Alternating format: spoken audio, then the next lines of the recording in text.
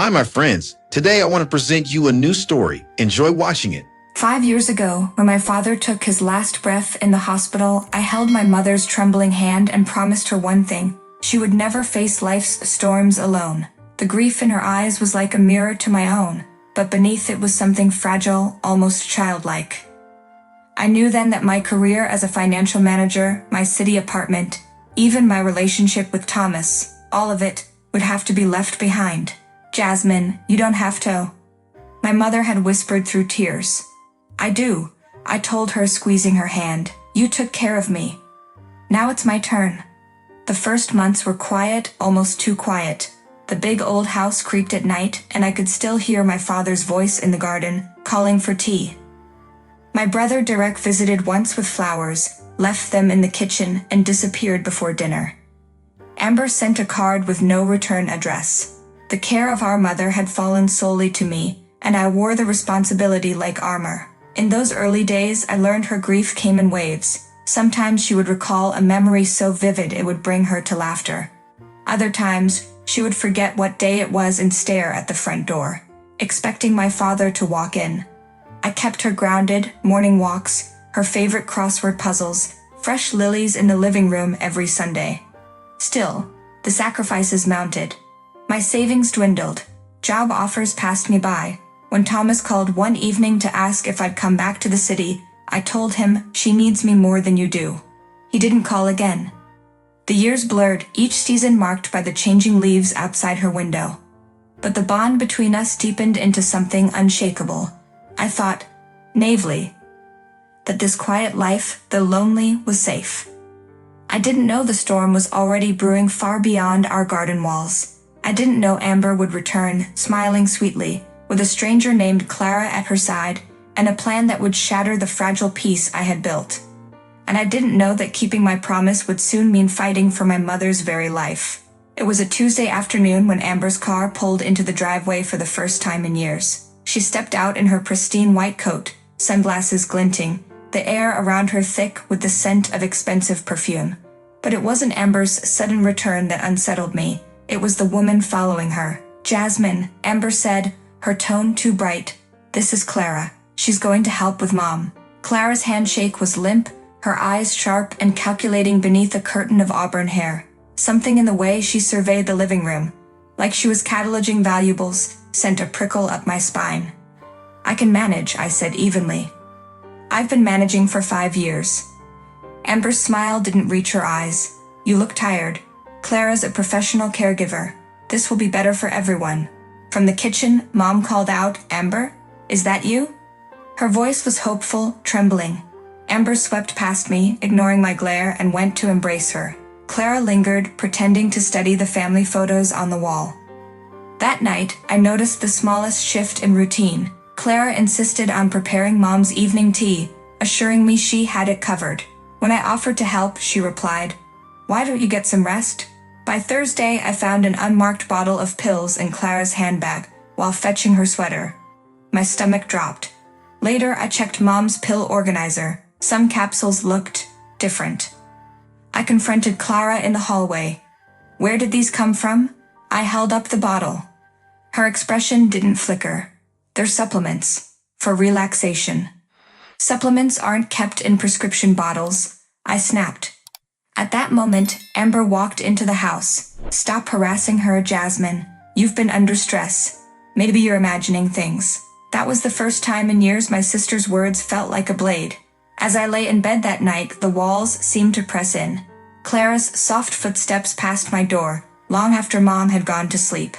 I knew with a cold certainty that something was wrong, and that if I didn't act, I might lose my mother not to age, but to whatever Clara had brought into our home. I pulled out my phone and dialed her law school friend Connor turned elder care lawyer. Connor, I said when he answered, it's happening. I need you here now. 30 minutes later, Connor arrived, and we discussed in detail our plan to protect Mom from Amber's encroachment. 5 days have passed. It was a sharp, windy morning when I stepped outside with a basket of laundry and froze. Right in the middle of our front lawn, staked deep into the damp earth, stood a glossy red and white Favor SAL sign. For a long moment, I thought it had to be some cruel mistake. I dropped the laundry, stormed back inside, and found Amber in the kitchen sipping coffee like she owned the place. "What is that doing out there?" I demanded, my voice tight. Amber didn't even flinch. "It's time to think about the future, Jasmine. Mom can't keep up with this house. I've spoken to an agent, just testing the waters." "You spoke to an agent without telling me?" "Without telling Mom." My chest was burning. Clara appeared in the doorway, her expression unreadable. "Your mother needs professional care. A nursing home would give her safety, proper attention." She let the words trail off, as if the thought were inevitable. From the living room, Mom's voice floated in, confused. "What's this about a nursing home?" I turned on Amber. "She's not leaving this house. Dad built it for her, and she's not going to some facility because you decided it's convenient." Amber sighed as though I were the unreasonable one. "You're being sentimental. The property's worth a fortune. We can invest the money for her care." "This isn't about her care," I shot back. "It's about you getting control of her assets." Her eyes narrowed. "Careful, Jasmine. You don't want to start making accusations you can't back up." I didn't answer. Instead, I walked straight to Mom, knelt beside her chair, and took her hands. "You're not leaving.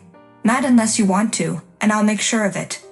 That night, I found the real estate brochure tucked under Amber's laptop.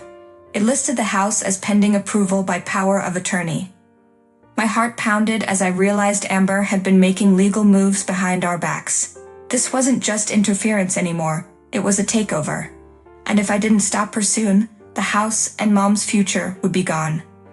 My mother Francesca's 75th birthday was supposed to be a joyful day. The dining room glowed with golden light from the chandelier, bouncing off crystal glasses and polished silverware.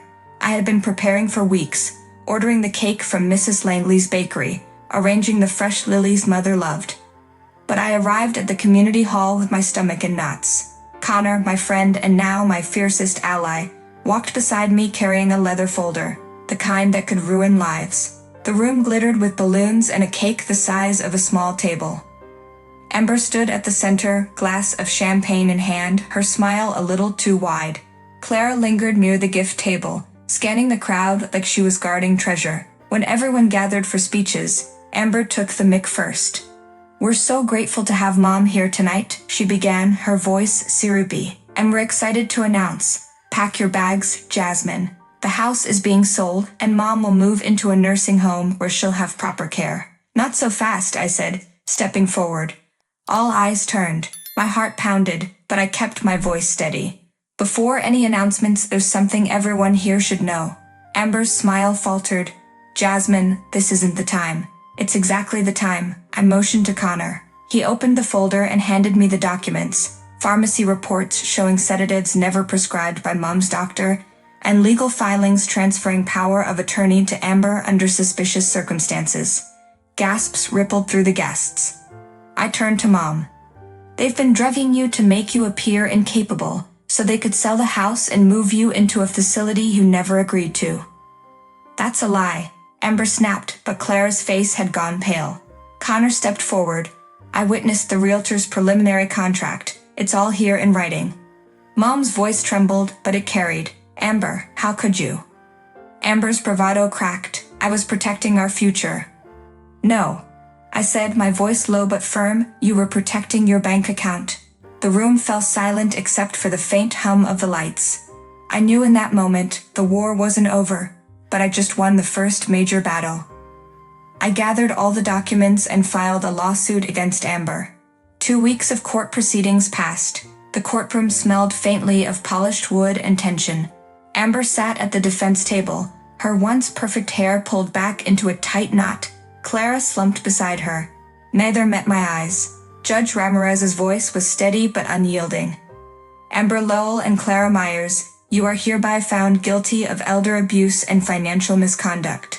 The court orders the immediate restoration of Francesca Lowell's property and the revocation of all fraudulent legal authorizations." Amber's lips parted as if to argue, but the bailiff's hand on her shoulder silenced her. Clara just stared at the floor. Outside, the air felt cleaner than it had in months. Aunt Sophia pulled me into a hug. "You did it, Jasmine." I glanced at Mom, who stood straighter than I'd seen her in years. "No," I said, smiling. "We did it." Mom squeezed my hand. I'm not afraid anymore, not with you here. As we walked away from the courthouse steps, the late afternoon sun washed over us. The house, the memories, and the dignity they tried to take, it was all safe now. Friends, what do you think of this story? Write your opinion in the comments. Would you like more stories? Don't forget to subscribe and hit the bell button so you don't miss any videos. See you tomorrow.